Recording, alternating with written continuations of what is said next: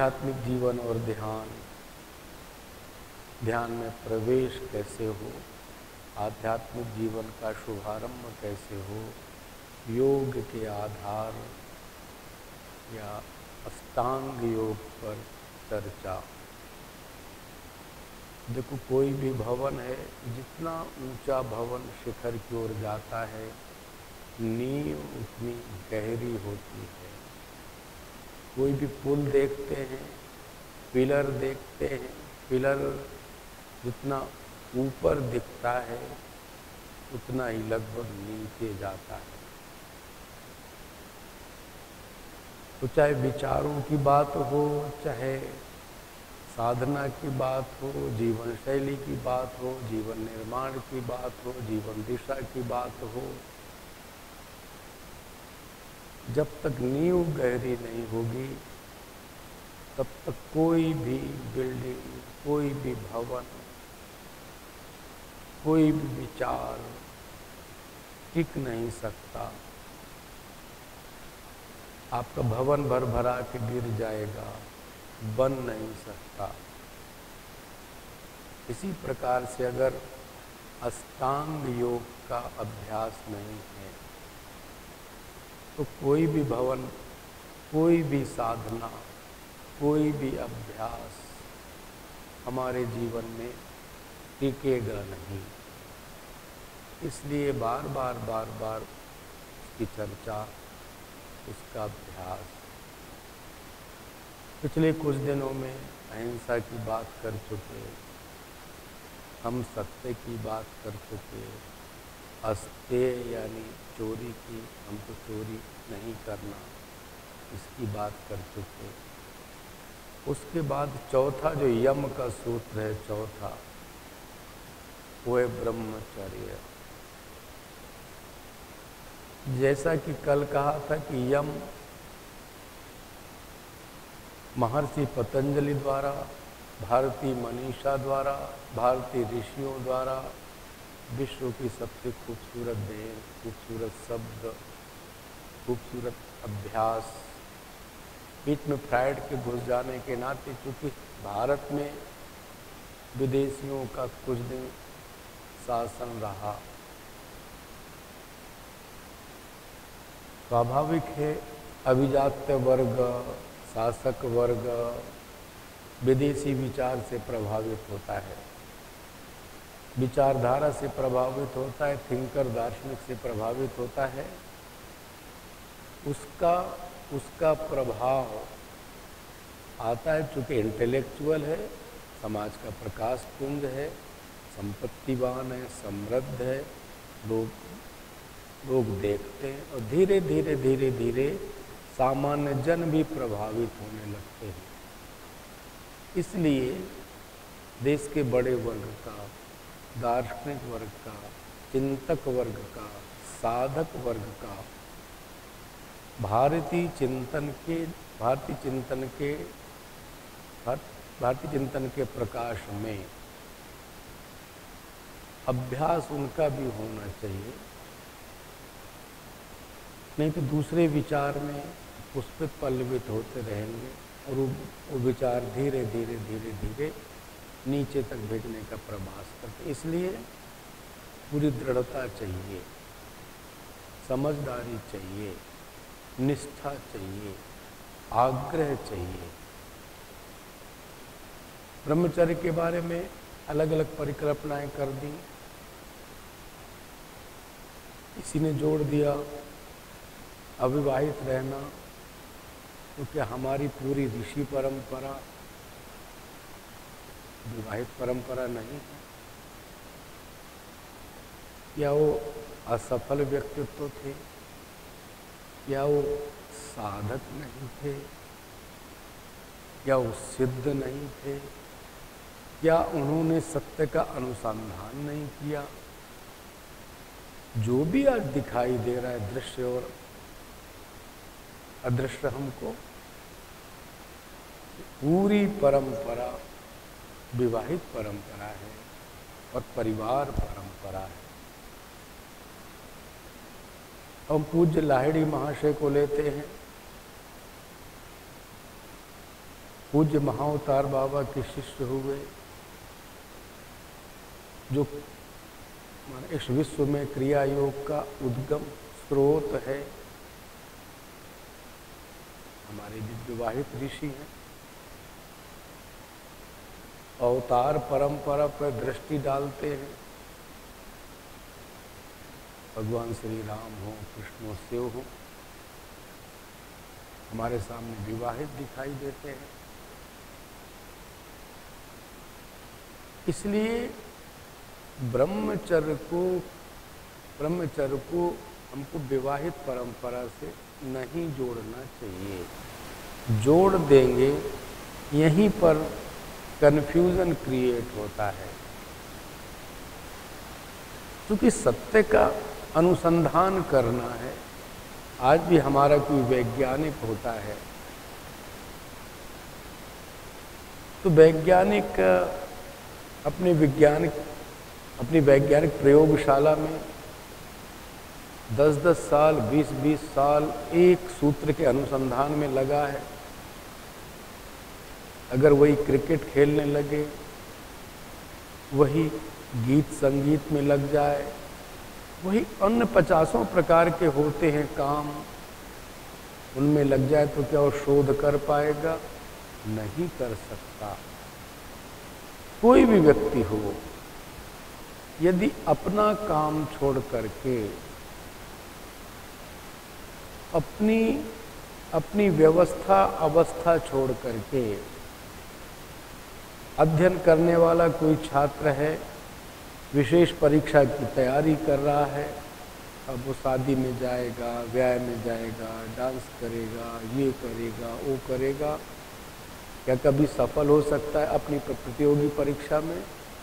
नहीं हो सकता। अर्थात एक सूत्रता के लिए, एक निष्ठा के लिए समय, अभ्यास सब कुछ चाहिए, तब कोई रचना निकलती है।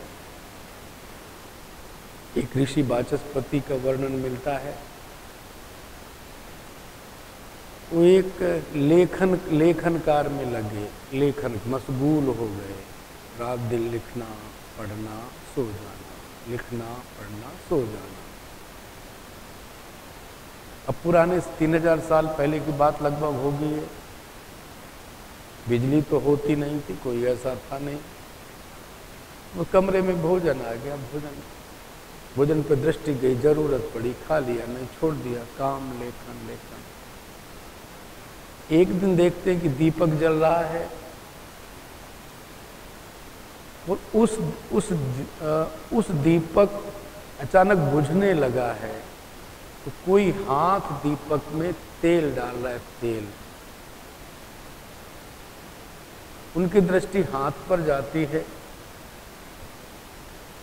देखते हैं कि ये कौन तेल डाल करके दीपक को प्रज्वलित कर रहा है। देखा उन्होंने कहा कि आप कौन देवी, ये तेल क्यों डाल रही हैं? बोले भगवान मैं आपकी पत्नी हूं भामती। क्योंकि वो ऋषि चिंतन में, लेखन में सब भूल गए थे शास्त्र के अलावा। बस भोजन मिल जा रहा था, दीपक जल रहा था। शोध में लगने के बाद ऐसा ही होता है। फिर उन्होंने पत्नी से क्षमा मांगी, देवी में भूल गए आपको, और उस ग्रंथ का नाम ही भामती कर दिया उन्होंने। विश्व प्रसिद्ध ग्रंथ है वो। अर्थात जिसकी चर्या, जिसकी सोचने का ढंग, चलने का ढंग, उठने का ढंग, बैठने का ढंग, यानी सिया राम में सब जग जानी, सब जगह कर ब्रह्म में दर्शन कर रहा है। इस आदि गुरु शंकराचार्य ने जो कहा है कि परम पिता परमेश्वर अव्यक्त है, लेकिन ये जो सृष्टि है, प्रकृति है, उसी की तो अभिव्यक्ति है। तो सबको ब्रह्म में देखना, सब में ब्रह्म सब में ब्रह्म देखना, इसका अलग अलग विभाजन नहीं करना, उत्तर दक्षिण पूरब पश्चिम, छोटा बड़ा, शिक्षित अशिक्षित, नगरवासी गिरिवासी, स्त्री पुरुष, गोरा काला ठिंगना, शिक्षित अशिक्षित का भेद, इस प्रकार का समत्व भाव से सिया राम में सब जानी, यानी उसकी उस व्यक्ति को सब कुछ ब्रह्म में दिखाई दे, ब्रह्म में चर्या, शुचिता, शुद्धता, अपनी पवित्रता, वास्तव में ये है ब्रह्मचर्य का अधिष्ठान आसन। शादी ना करना कोई ब्रह्मचर्य में प्रतिष्ठित हो गया नहीं है। एक शब्द चलता है, शब्द 5 स्टार कल्चर। याद रखिए 5 स्टार होटल बुरा नहीं है, आपके पास सामर्थ्य सुविधा है, रुकिए सोइए, अपनी मीटिंग बैठक करते हैं आप अच्छी बात है, सम्मेलन करते हैं अच्छी बात है, हमारे पास पेइंग मनी कैपेसिटी अच्छी बात है। 5 स्टार कल्चर जीवन में न प्रवेश हो पाए, क्या किससे आर्थिक रिश्ते रखना है किससे नहीं, ये भान भूल जाए। किस प्रकार के, अभी महाराष्ट्र की चर्चा आप लोग सुन रहे होंगे, देख रहे होंगे, किससे शारीरिक रिश्ते रखना नहीं रखना, इसका अब भान भूल जाए।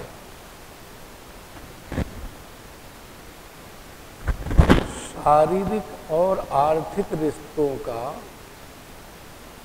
रिश्तों की हमारी मर्यादा भूल जाए, उसको 5 स्टार कल्चर कहते हैं। आपको 5 स्टार होटल से विरोध नहीं कोई।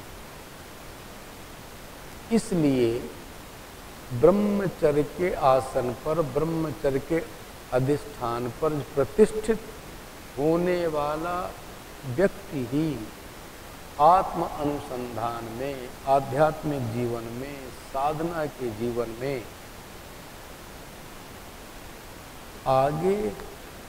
आगे चूंकि आगे बढ़ सकता है। अधिष्ठान ही गड़बड़ है, अधिष्ठान ही हिला हुआ है, अधिष्ठान के प्रति निष्ठा नहीं है, अभ्यास नहीं है, समझ नहीं है, और उस अधिष्ठान के प्रति विश्वास नहीं है, समर्पण नहीं है, श्रद्धा नहीं है। छोटी सी घटना, छोटी सी बात आने पर हिल जाना, कंपित हो जाना, डिग जाना, दिशा बदल देना, क्या कभी साधक के जीवन में सफलता आ सकती है? नहीं आ सकती, नहीं आ सकती। इसलिए मैं फिर से चारों बात दोहराता हूँ, अहिंसा, सत्य, अस्तेय और ब्रह्मचर्य, ये तीनों को गहराई से, समग्रता से जाना जाए, सोचा जाए, समझा जाए, एक एक सूत्र का हम लोग चिंतन करें कि चलो आज हम अहिंसा पर विचार करेंगे। 1 घंटा उसी पर, जीवन पर चर्चा, उसी विचार प्रवाह पे ध्यान, मुझसे कहाँ भूल हो रही है उसको करेक्शन करने के प्रति ध्यान। करेक्शन को कागज में लिखें, अगले दिन फिर करें, हम आज कहाँ पहुँचे। सत्य के अनुसंधान पर बात, अध्ययन, चिंतन, फिर ध्यान पर बैठना, प्रवाह आना, विचार प्रवाह में चलना, कहाँ मुझसे भूल हो रही है उसको करेक्ट करना। अस्तेय यानी किसी की वस्तु पर लोभ न करना, चोरी न करना, एक बैठना, कहाँ कहाँ मुझसे भूल हो रही है उसको करेक्ट करना। ब्रह्मचर्य के सूत्रों को जानना, समझना, पढ़ना, अभ्यास करना, फिर माने उस पर चिंतन मनन करना, 1-2 दिन बैठ करके ध्यान करना, तब आपको लगे कहाँ मुझे करेक्ट करने की ज़रूरत है। यानी ये अंग हैं, किसी को छोड़ा नहीं जा सकता, किसी को हम किसी को फेंक नहीं सकते, किसी की उपेक्षा नहीं कर सकते। एक आसन पर, एक अवस्था पर, एक व्यवस्था पर कुछ काल चल के देखना पड़ेगा, चल के देखना और बैठने का अभ्यास नियमित करना पड़ेगा। आज किया, कल नहीं, कल किया, एक सप्ताह नहीं। क्योंकि हमको याद है इलाहाबाद यूनिवर्सिटी में पढ़ते थे, कुछ छात्र थे यूनिवर्सिटी में टॉप करते थे। क्यों? वो 2 घंटा सिद्धांत था, 24 घंटे में पढ़ना है। 2 घंटा केवल तय किया था। कुछ थे जो परीक्षा के काल में 4-4 घंटा, 6-6 घंटा, 10-12 घंटा, लेकिन लगातार 10 महीने अन्य काम में रहते थे बिजी। वो परीक्षा उत्तीर्ण तो करते थे, नंबर तो लाते थे, लेकिन यूनिवर्सिटी की टॉप की पोजीशन में कभी नहीं आ सके। इसलिए पोजीशन में रहना है, स्थिरता रहना है, धैर्यता रहना है। अब कोई भी माने आप कोई भी कमरा बंद कर दीजिए, 10 दिन कमरे का उपयोग बंद कर दीजिए, बंद रहे, ऑक्सीजन ना जाए, धूप ना जाए, सीलन आ जाएगी, मच्छर पैदा होंगे, आप जाएंगे, दुर्गंध पैदा होती है।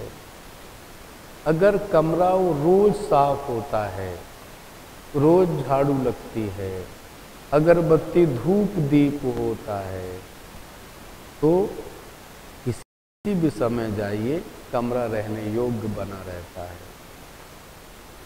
क्या हम शरीर स्वच्छता के क्रम में एक दिन मंजन करते हैं, 7 दिन नहीं करते? ऐसा है क्या?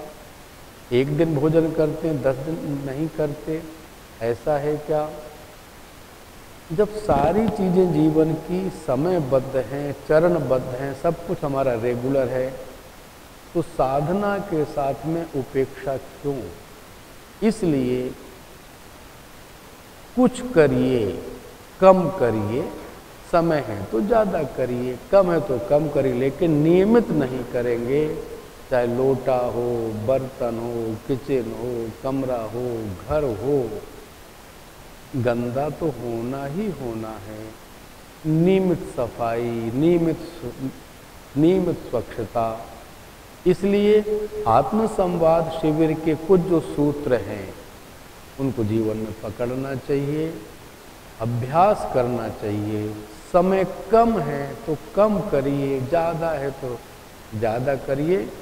इसको अपने दिन की आधारशिला बनाइए।